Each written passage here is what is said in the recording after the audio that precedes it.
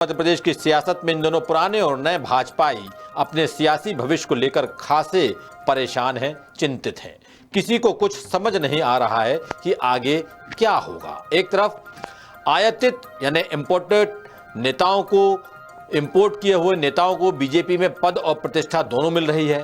दूसरी तरफ बरसों तक बीजेपी के लिए काम करने वाले, दरी चद्दर उठाने वाले नेता अब अपने राजनीतिक भविष्य को लेकर छाई धुंध छटने का इंतजार करते नजर आ रहे हैं। इसके उलट कांग्रेस का हाथ थामकर राजनीति करने वाले नेता अब कमल दल में आकर खुद को ठगा हुआ महसूस कर रहे हैं।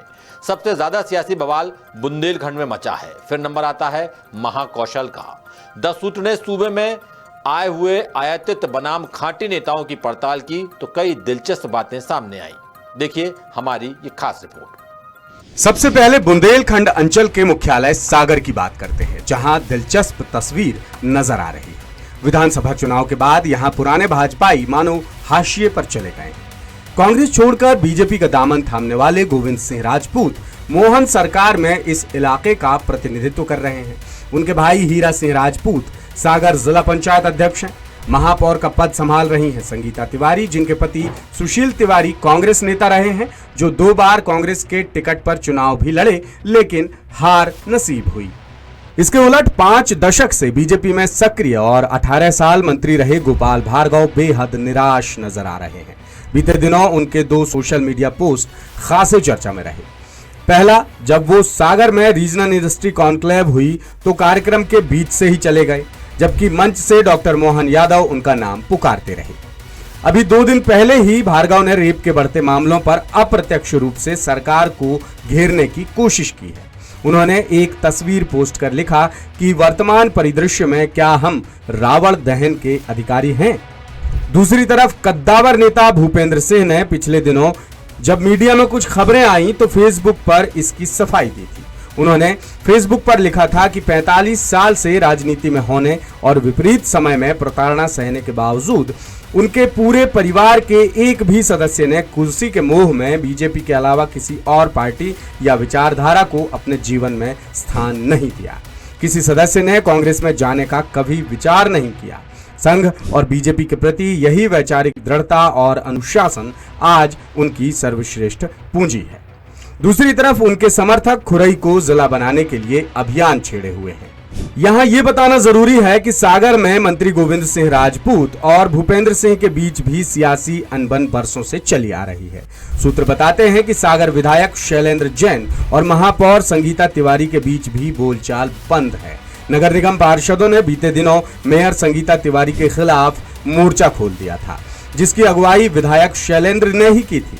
तब बीजेपी के 2 दर्जन से ज्यादा पार्षदों ने भोपाल पहुंचकर मंत्री कैलाश विजयवर्गीय से मुलाकात कर मेयर की शिकायत कर दी थी। सभी पार्षद सागर विधायक शैलेंद्र जैन के साथ मंत्री विजयवर्गीय से मिलने पहुंचे थे। खास बात यह थी कि सागर से मंत्री गोविंद सिंह राजपूत भी इस दौरान मौजूद थे। अब बात करते हैं छतरपुर जिले की, जहां केंद्रीय मंत्री वीरेंद्र खटीक के खिलाफ बीजेपी नेताओं ने ही मोर्चा खोल रखा है। कांग्रेस से आए पूर्व मंत्री मानवेंद्र सिंह ने तो उनकी बर्खास्तगी तक की मांग कर डाली। बाद में मानवेंद्र के बेटे कामाख्या प्रताप सिंह की आपत्ति के चलते दिग्गज नेता और केंद्रीय मंत्री खटीक को झुकना पड़ा था। खटीक बुंदेलखंड के सबसे सीनियर नेता हैं, जो 8 बार के सांसद हैं। वहीं छतरपुर विधायक और बीजेपी प्रदेश उपाध्यक्ष ललिता यादव ने खटीक पर कांग्रेसियों का पक्ष लेने और विधायकों के काम में हस्तक्षेप करने के आरोप लगाए थे। इसके बाद तस्वीर सामने आई जिसमें वीरेंद्र खटीक छतरपुर में अफसरों की बैठक ले रहे हैं और इस बैठक में क्षेत्र का कोई भी विधायक मौजूद नहीं था। अब बात उन आयातित नेताओं की करते हैं जिन्होंने चुनाव से एन पहले पाला बदल लिया था। ये नेता अब अपने राजनीतिक पुनर्वास की बाट जोह रहे हैं, चाहे पूर्व केंद्रीय मंत्री सुरेश पचौरी हों या फिर विधायक निर्मला सप्रे। इनकी हालत बीजेपी में बिन बुलाए मेहमान जैसी। इसके अलावा पचौरी के साथ उनके समर्थक पूर्व विधायक संजय शुक्ला, अर्जुन पालिया, पूर्व विधायक गजेंद्र सिंह राजूखेड़ी और पूर्व विधायक विशाल पटेल ने इस उम्मीद से बीजेपी का दामन थामा था कि लोकसभा चुनाव के नतीजे आने के बाद उनका राजनीतिक पुनर्वास हो जाएगा, लेकिन बात अब तक नहीं बनी है। राजनीतिक पुनर्वास को लेकर विधायक निर्मला सप्रे भी बेहद दुविधा में हैं। शायद यही वजह है कि बीना से कांग्रेस के टिकट से चुनाव लड़कर विधायक बनी निर्मला सप्रे ने अभी तक विधानसभा की सदस्यता से इस्तीफा नहीं दिया है। वो असमंजस में है। अब इस मामले में ये तो साफ है कि निर्मला बीना को जिला बनाने की शर्त पर बीजेपी में आई हैं। उम्मीद भी जताई जा रही थी कि मुख्यमंत्री डॉक्टर मोहन यादव बीना या सागर दौरे के दौरान बीना को जिला बनाने का ऐलान कर देंगे, लेकिन ऐसा कुछ नहीं हुआ। अब आते हैं महाकौशल पर, जहां की राजनीति में खुशी और गम वाले हालात हैं। जबलपुर के पाटन से विधायक और पूर्व मंत्री अजय विश्नोई भी वक्त वक्त पर सियासी बम फोड़ते रहे हैं। बीते दिनों उन्होंने सरकार को घेरा। विश्नोई ने लिखा था कि मेरे बेटे के सुझाव पर सरकार ने कुछ नहीं किया। इस पोस्ट में उन्होंने डिप्टी सीएम राजेंद्र शुक्ल से कदम उठाने की मांग की थी। वहीं छिंदवाड़ा में बीजेपी को सफलता दिलाने में प्रत्यक्ष या अप्रत्यक्ष रूप से भूमिका निभाने वाले पूर्व मंत्री दीपक सक्सेना, पूर्व विधायक गंभीर सिंह, कांग्रेस प्रवक्ता रहे सैयद जाफर, विधायक कमलेश शाह समेत दर्जनों नेता बीजेपी संगठन में बिन बुलाए मेहमान की तरह दिखाई पड़ते हैं।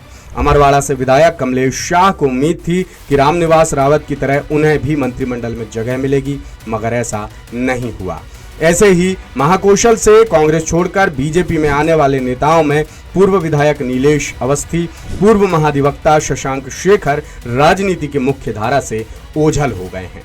लेटेस्ट, इन्वेस्टिगेटिव और इन डेप्थ खबरें देखने के लिए ज्वाइन कीजिए द सूत्र का व्हाट्सएप चैनल, सब्सक्राइब कीजिए यूट्यूब चैनल, लाइक कीजिए फेसबुक पेज और पढ़ते रहिए वेबसाइट www.dasudr.com।